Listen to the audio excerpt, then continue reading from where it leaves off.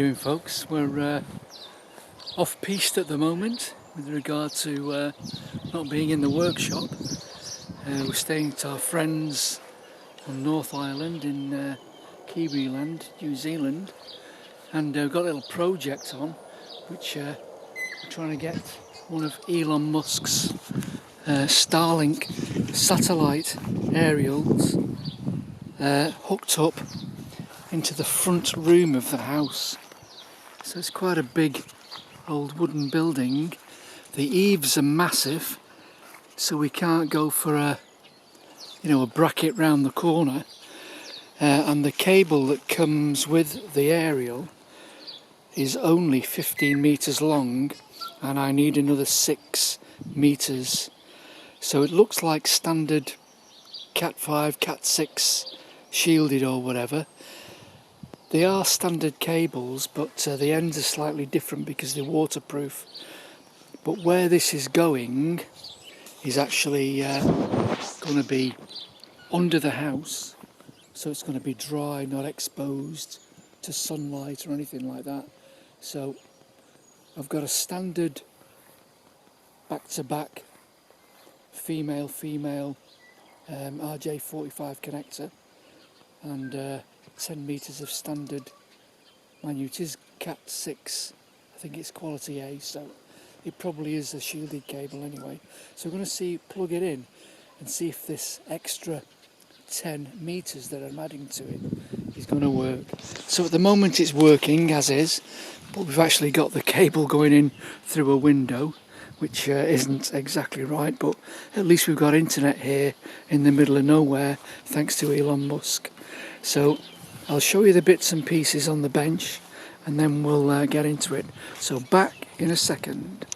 Okay, so here's the cable, and it's from a place called Bunnings, which is really big in Australia and New Zealand. If you could compare it to, let's say, B&Q in the UK, it's probably about 3 times bigger. The stores are, and probably got 3 times more equipment in there for sale. So here's our 10 meters Cat 6A, and I think it works out, I think this was about 17 or 18 pounds. Good quality cable. And then obviously our back-to-back coupler, or RJ45, which obviously this is going to clip into. The ends are slightly different on the Starlink cables because they have a waterproof connection, which we're going to have underneath the house in a dry environment, so that's not going to be a problem. And obviously when the cable comes in to the router, also we might have to trim off the tag at the back because it actually holds in with like a waterproof gaiter on the Starlink Cat 5 or Cat 6 or Cat 6E or whatever it is cable. But this is only going to work apparently on this new Starlink unit that they've bought, and it's called the 3rd generation Starlink. So I'm going to get the old cable out ready and let's see what bits can fit into what bits, and see if we've got any transmission after we put this extra 10 meters of cable into the system. So back in a second. So here's our Gen 3 router. So there's there is some spare ports under here which we're not interested in today. That's if you want to, these will just be RJ45s in here to extend or whatever. That's the power in. We're not interested. That's fine. This is the bit we're changing. And I've just looked down here, and wow, I thought it was quite interesting.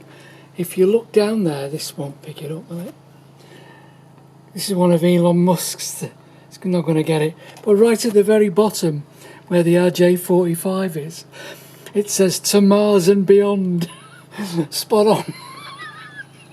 Okay, so here's our RJ45 cable we've just bought. So I've left the tang on the end, the locking tang, but this cable's got like another little bit of rubber on it, and you have to trim that piece off. In fact, it faces that way round, he said, if it'll stand up, and it won't. But that goes like that. So you have to get a Stanley knife, cut that off, and before you plug it in, get a pin, because it's so deep in there. If you want to pull it back out again, you have to push the pin in and lift the tang, lift this tang to get it out, because it's obviously made for that unusual waterproof bit, which we'll see in a minute when we connect it into the coupler. So this will now just plug straight in, because it is a standard RJ45 here, click cable, and it's in. So no problem for that end. So let's just now have a look. And a chicken's just come in the bloody workshop. I can hear it. It's the poo in the workshop, which is a bit naughty of them. So we'll just be back in a second, and we'll just do the other end now. So the other end should just plug in, and we'll talk about that in a second, because the genuine Starlink cable doesn't have the locking tang, but depending on how you're going to do it, obviously there'll be a solution. So back in a second. So here's our Starlink cable. As you see, it's not got the normal tang, but it does have like a little detent on it. And there's our RJ45 coupler, and it does actually grip. So when it goes, and it's gone in, and it does, you have to give it quite a tug to get it out, because that does go in the little detent in there. So that is no problem. And obviously the other end, so this is the end I didn't cut the piece off, that extra little bit that helps you push it down that you don't need, but it's there. And then obviously this one is designed exactly for this type of plug, and it's in. So that's going to be the joint. This is going under the house. Going to put a clamp there and a clamp there, you know, cable clamp, so it's held up off the ground. It's dry, it's clean, so I don't need to put a waterproof connector on the outside. But if you were going to lay it outside, you'd have to, and you'd have to get cable which will tolerate being outside, which this stuff isn't really. So I think it's going to work. So I've done a transmission speed as is. I'm going to hook this in now, put the router back in exactly the same place, and do the transmission speed again, and we'll be back and see how it goes. So hopefully there's no reason why it shouldn't work. It should be fine. So back in a second. Well, okay, it was a success.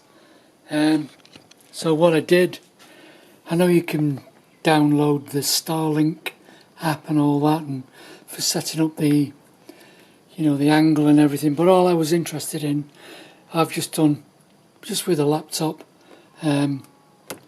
just using a broadband speed checker, because I've already set the thing up once.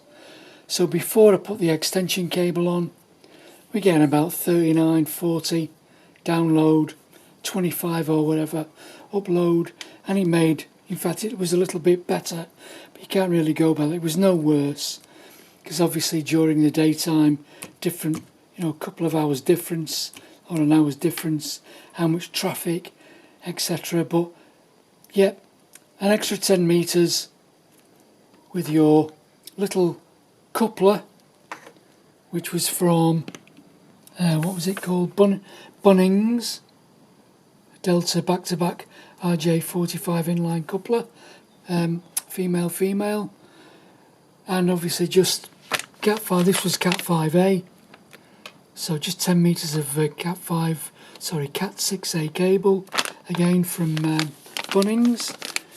You need to trim off the tab to get it into the router, because it's made for a different style. And you need a little, if you want to take it out again, you just have to lift the little gate up to remove it. Going into the coupler, no problem whatsoever. And because I'm not inside but under the house, dry, no moisture, I only need that. But you can get obviously the outer shielding, the waterproof unit, but all I'm going to do is put a cable clip either side so the cables stay in. So yeah, was it worth it? And was it a damn sight cheaper than buying Elon Musk's bit? Yeah, it is good stuff, by the way, that Elon Musk stuff, well made. So success. So it's got to be the Gen 3. I have no idea what a Gen 2 looks like, or the first generation.